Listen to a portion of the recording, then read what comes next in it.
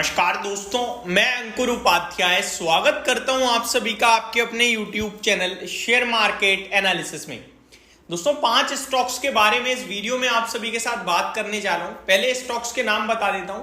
इन stocks में investors की position है ऊपर के प्राइस से और अभी ये स्टॉक्स नीचे आ चुके हैं। अभी सिर्फ एक ही सवाल है कि इन स्टॉक्स को होल्ड करें, एक्यूमुलेट करें या फिर एग्जिट करके अपने पैसे को किसी और स्टॉक में शिफ्ट कर दिया जाए।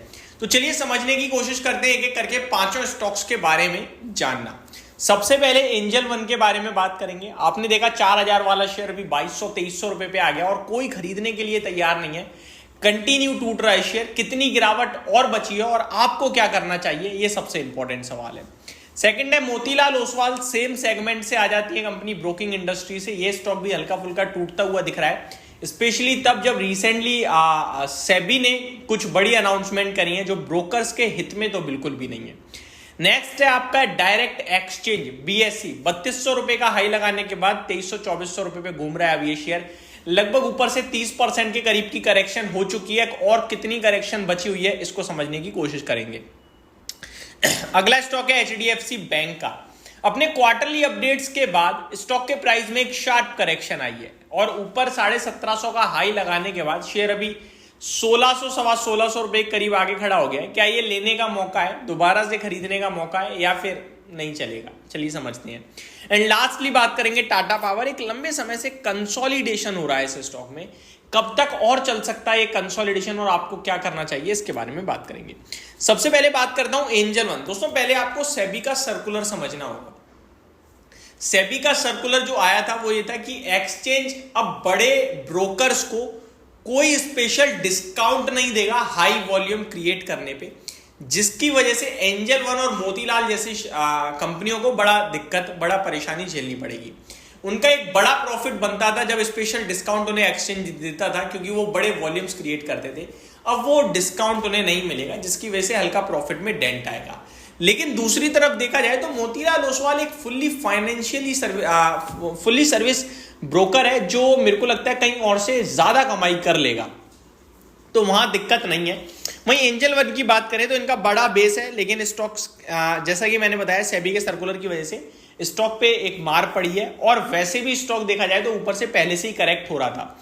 करेक्शन के पीछे दो कारण थे दोस्तों। एक सबसे हाई वैल्यूएशन, मैंने 4000-3600 रुपए पे वीडियो बनाई भी है कि 2500 रुपए पे पहला एक्यूमुलेशन बनता है, देन 2200 और 1800 रुपए, ये तीन भाव डिस्कस करे हुए हैं।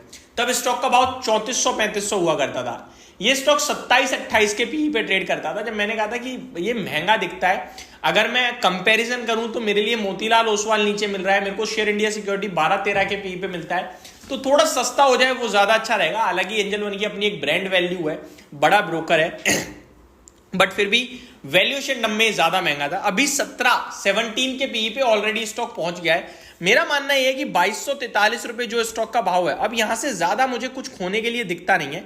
इवेंचुअली 1900-1850 पे तो बहुत स्ट्रॉन्ग सपोर्ट है जो बिल्कुल ब्रेक नहीं होगा। तो अब यहां से मैं अपने व्यूअर से इसे एक्यूमुलेट और एवरेज इन्वेस्ट करने के लिए राय दूंगा। वॉल्यूम्स भी क्रिएट होने लगे हैं, तो एक आध डिप और आ सकती है यहां से 10% 15% की, बट उससे ज्यादा डाउनसाइड नहीं दिखती है। और ऊपर में देखा जाए तो 3000 रुपए भी वापस आ जाए तो कोई बड़ी बात नहीं है। अगले स्टॉक की बात करें तो मोतीलाल ओसवाल, कॉपी पेस्ट कर दीजिए, सारी चीजें सेबी की वजह से गिरा है, लेकिन इनका सेबी की वजह से ज्यादा असर होना नहीं चाहिए। टूट जरूर गया है शेयर, तो मेरा मानना यह है 532 रुपए पे ट्रेड कर रहा है, 13 के पीई पे है। देखो वैल्यूएशन में बहुत सस्ता है, इसे उठाएं, खरीदें, बैठे रहें, नो डाउट अच्छा लगता है। 520 रुपए पे ज्यादा डाउनसाइड नहीं दिखती है। अगला है बॉम्बे स्टॉक एक्सचेंज यानी बीएसई। दोस्तों एक्सचेंज की बात करी जाए तो सेबी यहां भी बड़ा फोकस कर रही है, कॉन्ट्रैक्ट्स बंद करना चाहती है, वही जो ऑप्शंस में वीकली एक्सपायरी वगैरह है, और यही इनके लिए एक बड़ी कमाई का जरिया है। अगर ऐसा कुछ सेबी करती है तो बहुत बड़ी प्रॉब्लम में फंसेगा बीएसई, जिसकी वजह से कुछ शार्प करेक्शन आपको देखने को मिल सकती है, क्रैश टाइप हो सकता है। तो मैं फ्रेश एंट्री अभी तो नहीं बोलूंगा, वेट करने की राय दूंगा कि सेबी क्या एक्शन लेता है। सेबी की कमेटी की मीटिंग की जो भी अपडेट आती है उसके हिसाब से हम इस स्टॉक को ध्यान में रखे हुए काम करेंगे। लॉन्ग टर्म के लिए स्टॉक अच्छा लगता है और लगभग टेक्निकल भी ये कह रहे हैं कि 1800 रुपए तक तो विजिट बनती है इस स्टॉक की, शेयर की। तो जब गिरेगा तब देखेंगे और सेबी के एक्शन पे पूरी तरीके से नजर रहेगी। नेक्स्ट एचडीएफसी बैंक, मेरे को लगता है स्टॉक गिर जरूर गया है, लेकिन अब यहां से आपके लिए दिक्कत खत्म है। दोस्तों दिक्कत इसलिए खत्म है, पहली बात तो इसके क्वार्टरली अपडेट की वजह से स्टॉक टूट चुका है, तो अब रिजल्ट में मेरे को नहीं लगता ज्यादा कोई प्रॉब्लम आएगी, और अगर प्रॉब्लम आती हुई तो शेयर तो पहले ही करेक्ट हो गया, तो अब करेक्शन नहीं बनती, एक चीज पे 2 बार बाजार कभी रिएक्ट नहीं करता है। तो मेरा मानना यह है कि स्टॉक आपके लिए जिस लेवल पे आ गया है वो लेवल ठीक ठाक है, कोई दिक्कत का विषय दिखता नहीं है।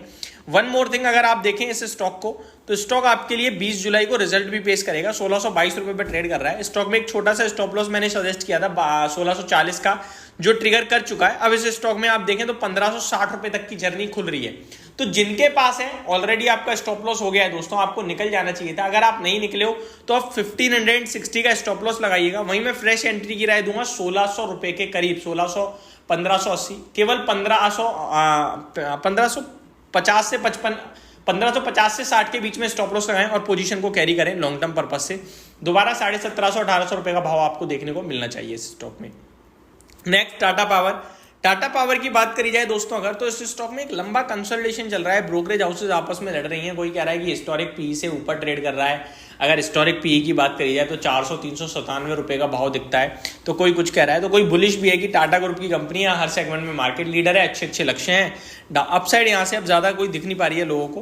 मेरा मानना है कि आप भी प्रॉफिट बुकिंग की बारे में सोच सकते हैं। अदरवाइज टेक्निकल चार्ट तो बहुत स्ट्रॉन्ग बना हुआ है, कोई मतलब नहीं बनता बेचने का, लेकिन अगर आप फ्रस्ट्रेट हो रहे हैं तो प्रॉफिट बुक कीजिएगा, अदरवाइज होल्ड ही करना चाहिए। छोटा सा स्टॉप लॉस दूंगा 395 रुपीज का, छोटा तो नहीं है, 10% का हो गया, वो लगाएं और स्टॉक में बने रहें तो ज्यादा बेटर है। ऊपर में आसमान खुला हुआ है, ब्लू स्काई जोन में ट्रेड कर रहा है स्टॉक। तो ये मेरी तरफ से आपके लिए इन 5 स्टॉक्स पे अपडेट थी। होप आपको सारी चीजें समझ में आई होंगी। Thank you so much for watching this video. Have a great day guys.